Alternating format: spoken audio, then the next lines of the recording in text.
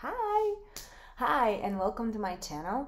It's well, to be honest, it's amazing to have anyone on. So I was supposed to start live streaming about 20 minutes ago. This is my first video. Probably you can tell because it's it's off to a very lame start. But yeah, I was not prepared for this, so I didn't do my research properly. It turns out that it takes 24 hours for live stream to be enabled on my channel. Now the 24 hours started. So I'll not be doing a live stream today, but I decided to at least, try to record a video, see what happens. And yeah, because this is part of my New Year's resolutions. Well, I have one, honestly. It's just one, to get out of my comfort zone and see what happens. So now basically that's what I will try to do. It's very weird being on camera for several reasons. Mostly, here's the thing, I really don't mind talking in front of people. I can talk in front of 200 people and it will be completely fine, because you get that, live feedback of what you're saying and whether what you're saying is relevant. But then it's just you and this, thingy.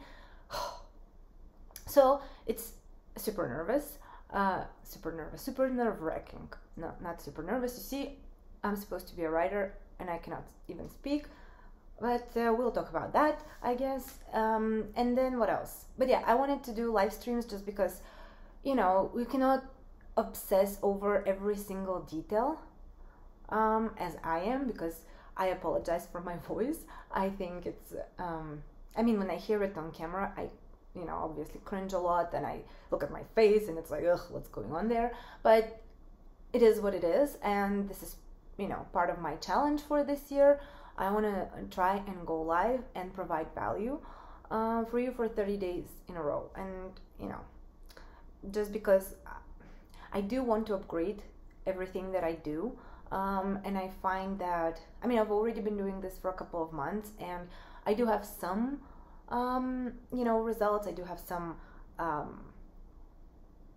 guess you would say, ideas of what to do next, but you come to a point where it's stagnant, probably is the right word, or it's plateauing, and I think I've already hit that. I can keep going, doing what I'm doing, but we know that doesn't necessarily always work. So video, yay, video. It's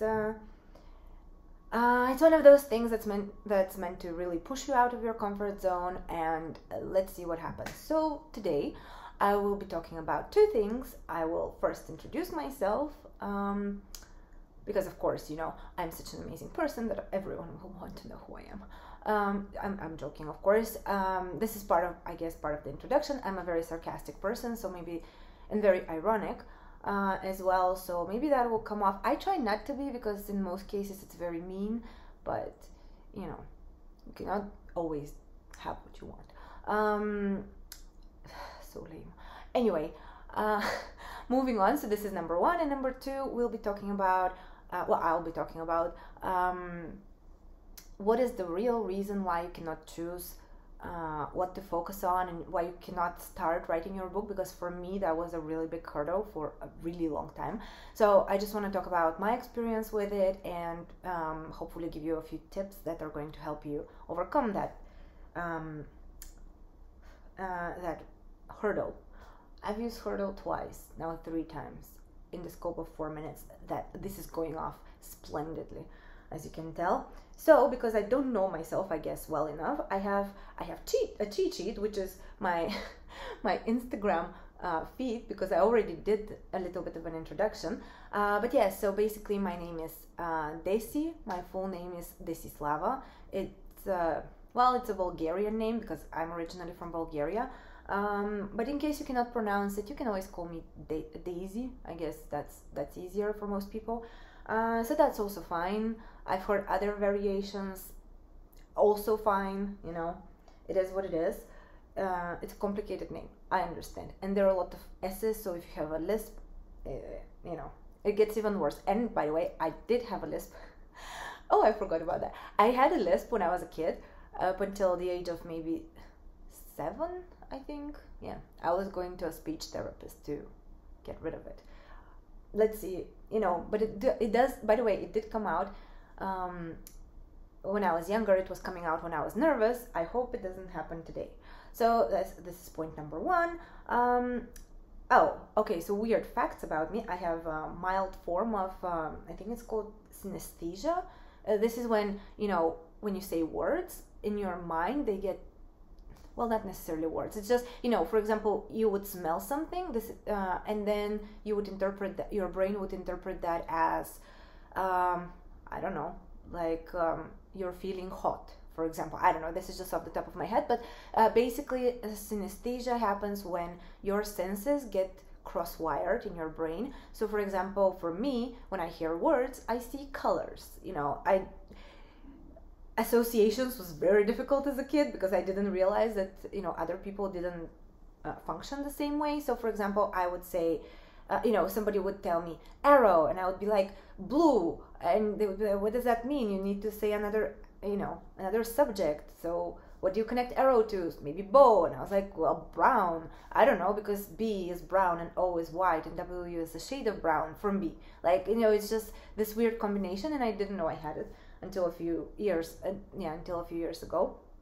So I don't know, maybe that's interesting. I'm blabbering on. So another thing is that I absolutely love dogs, and unfortunately I'm a little bit allergic to them.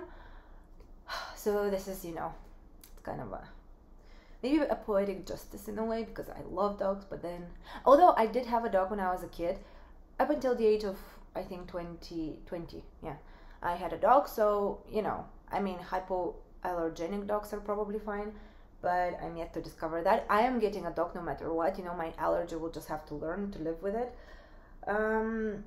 Another weird thing, and I know this is super weird, but I don't like coffee, so I don't drink coffee at all. And so, yeah, for example, the other day we went to Starbucks, and I was like, people were asking me, don't you want anything? And I was like, there's surprisingly few things here that, can attract me. Oh, okay, I don't know what that means. Okay, so in terms of writing, so this was a little bit more about me. I guess I'll be sharing more as time progresses, but basically I started writing more seriously in 2016, but I've been writing ever since I was a kid. I remember at 13 I started my first ever novel on a notebook, and to be honest, I still like the idea, and it was really interesting. And also it was very weird because it was the first time I started reading the story at one point, the story that I wrote, and I was like, oh, this is interesting, I wonder where it's going. And then I was like, oh, I have to come up with where it's going. So this was a pretty cool realization, if I'm being honest. I enjoyed it very much, and since then I've just started stories, but I always, I never thought that writing is a legitimate thing to do, just because, well, I come from a very small country, and people would always tell you, like, can you really make a living doing that, right? So I never thought of it as a legitimate thing. When I had to choose what to do for university, because in Bulgaria you have to choose your major before you apply for it, you cannot change later. So, and my parents are very liberal, so they were like, okay, what do you want to do with your life? Like, you have all the freedom in the world, so choose. And honestly, like, there was this voice in my head that was saying, I just want to write. I would go, there was this course, because we don't have any writing courses, any writing programs whatsoever. So there was this course about, it was called culturology. Maybe that's how you pronounce it. I don't know. It had to do with cultures. Basically, you would study about the cultures of all of these different nations, ancient ones, new ones, like all of these different countries. And I found this really fascinating because I thought, okay, that sounds cool. But what am I going to work as after I graduate, right? It's kind of like a philosophy major. What are you going to do with it? It's super interesting, but is it applicable?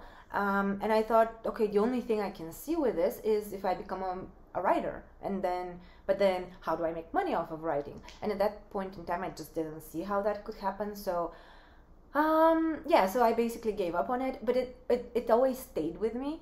And in 2016, I basically had to reevaluate my life and what I was doing with it. And I started working in the corporate sector, and I absolutely hated it. I hated it with a passion. Just having this 9 to 5 working hours, working schedule, not really doing anything. And the company that I worked for wasn't ideal, wasn't the best. I mean, I know every company has, you know, good sides and bad sides and all of these things, but it's just the one that I started working for, the bad sides were just more, I guess. So I really hated it, and I was very unhappy. So that's when I became a freelancer. I think I forgot to mention that I'm a freelance copywriter, project manager. Yeah, okay, those are the two things. I started off listing, you know, as though I was listing a whole bunch of things, but it's just those two. Yeah, so this is what I do for my day job. But yeah, even copywriting, it started off, well, back to 2016. I hated my job, and so I thought, okay, I'll become a freelancer. Again, writing was not something I considered, but I was going through a really very deep and unpleasant depression. And so the only thing that could keep my sanity at the time was just writing. So I thought, okay, I mean, why not? You know, why don't I write a story and then try to publish it and see what happens? Well, that short story that I intended to write became a really long one, and then it became 3 books. So now I've actually completed the first book, and that's the book that I'm trying to you know, get published. So right now I'm querying literary agents, and it's going, again, splendidly. Because it's a long process. I mean, maybe in one of the future videos I'll talk more about it, but it's a very, very boring process. It's so tedious, so boring, and extremely slow, because every single agent has their own requirements. You need to pay attention to everything. I mean, most of them, honestly, I feel they have not read even what I sent to them, but at least they're courteous to send some reply. A lot of them are. I honestly didn't expect to get any replies, but I did get a lot of rejections, so that you know, that's amazing. But yeah, some well, one was outright rude, so, you know, excuse me, because the way that I look at the relationship between an agent and a writer is that it's more of a partnership, right? So, you know, I mean, I wouldn't want to work with you if you're that rude and getting offended at everything. By the way, what he got offended was because I used his first name. I did not use his last name, and I should have. But, you know, there are agents who do specify that they would prefer to be referred to by their last name. So, you know, if he wanted that, he could have written, he could have said so. But in any case, it is what it is. And yeah, so this is the first book that I wrote. It took me way longer than I thought it would to write it. I mean, yeah, I started in 2016, and I had all of these ideas, and basically, you know, I had to, I mean, I think I was coming up with the backstory for about a year, just the backstory, you know, just the universe that I wanted to have, the world that I wanted to create, and I was thinking, okay, if this happens, then this will change, and all of these things. So basically for a year, that's what I was doing. And yeah, so then this is what I'm doing now. I'm also working on another book. Unfortunately, it's not the second one, even though I find the story itself, I find it very interesting. I mean, for me, it's interesting. Hopefully for other people, it will be interesting as well. But I got this advice from another book, from a book coach, who said that it would be better, and it makes sense, it would be better to start with another story in case this one doesn't get picked up. I can at least start querying with the second one. And the second one, I don't know, I love the concept of it. I am yet to figure out exactly how to develop it, because the concept is about destroying the whole world. I feel that, you know, I'm a little bit tired of happy endings, if I'm being honest, so I wanted to make a book that had a sad ending. And, you know, because it's not always sunshine and butterflies, and that's just how the world is. And, you know, there have been a lot of frustrations in the last couple of years with COVID and, you know, just everything that's been happening in the world. So that is my, you know, just my way of dealing with it. So I hope that maybe when I reach the end of it, it would feel cathartic, and maybe hopefully it would feel cathartic for other people. So let's see what happens with that. And that's basically it. Let me see if I have anything else. Yeah. I can tell you what books I'm reading, because that is last year I wanted to read 30 books, and I am very ashamed to say that I only reached 28. I'm a very painfully slow reader, and now I started traveling, which is another thing of putting myself, out of my comfort zone, because you reach a certain point and then you just get comfortable with where you are, and I didn't feel myself growing already for a few years. So I thought, okay, I want to travel, I want to see where I want to live in the world. So that's why I went to Barcelona. Now I'm in the US I'll be here for about until the beginning of February. And then I'll be going back to Bulgaria, then back to Barcelona because it's a very lovely city. Also, I'll be there for a few months. After that, I'll probably go to Berlin for a few months, then probably Paris. But let's see how that will play out. Plans change, best laid plans, as they say. So yeah, so this is what, and I realize now that I've been rambling on for 16 minutes. So just FYI, what I'm reading right now is Good Omens. I cannot believe that I have not read this book until now. It's amazing. I started reading it on Kindle, and you know how you can highlight certain passages. So now, I'm highlighting pretty much anything that I like, just the way that it was written. So it doesn't necessarily have to be profound, just something that, it sounds nice, and I would like to, keep it in mind for my future writings. And at one point I realized I started highlighting almost entire pages out of it. But yeah, well, it is what it is. So yes, now let's get to point number 2, which is what is the real reason why you cannot focus on one idea. Because believe it or not, I've spoken to so many people who have ideas and who want to write, and then they say, oh, but I cannot focus because I have too many ideas in my head, and how do I know where to start? Should I start with this one or this one, and blah, blah, blah, blah, all of these things.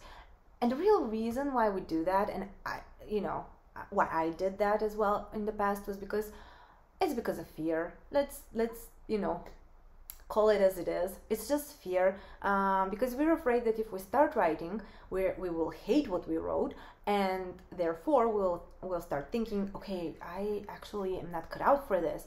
But that's that's what I was thinking in the beginning, and also why it took me. So yeah, it took me a full year to develop the backstory of my world, and then it took me probably another year. I don't want to exaggerate, but it's probably close to a year in which I was writing the first chapter. Okay, the first chapter. How can you write? I don't know. It sounds insane, but I was writing and rewriting and looking at all of these amazing opening lines of other books and other first chapters that set everything up so perfectly, and I was like, oh my god, everything needs to be perfect from the very beginning. And no, the first chapter is the one I've rewritten the most times, not only because it took me a year to start writing it, but also because by the end of the book, so many things had changed. When I started out, I didn't know how the book would end, but then by the end, I figured out, oh, I want this type of ending. So I went back and I redid the beginning. So, because I love foreshadowing, I love symbolism. So of course I had to include that in the first chapter. Okay, nothing to see here. So yeah, so I went back and redid the first chapter. So, but then my ending changed a few times, and I had a vague idea of where I wanted it to go, but I wasn't 100% sure. So by the end, at one point, I was like, oh my god, okay, this is the ending. This is how I want it to end. Not 100% sure how I'll get there, not 100% sure exactly what will happen, but I have a general idea of how I want for things to end. So then I had to go back again, of course, and redo again the whole first chapter. So that's what I did. Eventually, you cannot just keep postponing things because of fear. So this is the real reason and the biggest reason why, we procrastinate, why we think, oh, but I cannot choose my idea because I have so many. I mean, everyone has a lot of ideas, right? Or even if you don't, you get ideas along the way. I often get ideas when I go on walks, or when you hear something, or you see something that you like, something pretty. And then, I mean, at the end of the day, you have to choose and you have to pick your battles. And but for a lot of people, because it sounds much nicer when you say, I haven't started writing my book because I have too many ideas, versus, yeah, I'm terrified of starting. I am horrified of what I will put on the paper. What if it's not good? I mean, I am sure that every single one of you, well, single one, probably one person watching, but still, I'm sure that, you've read a book that you thought, oh my God, that thing got published? How? And who was the editor? Like, it's just so poorly written. Because, to be honest, that was part of the reason why I got into writing, because I read a really terrible book. And I thought, oh, wow, okay, so you don't necessarily have to be a good writer to be published and to have success and to, just put your story out there, because at the end of the day, it is about that, isn't it? You just want to tell a good story.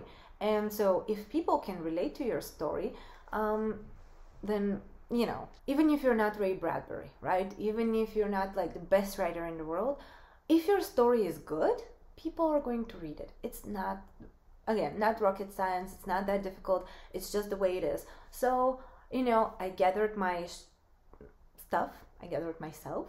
I wanted to say, maybe not the best word to say on camera. But yeah, so I gathered myself and I was like, okay, I will start writing. And as bad as it is, I will just have to get the bad writing out, right? So, because that's how it works. You write poorly and then you edit, and hopefully it gets better.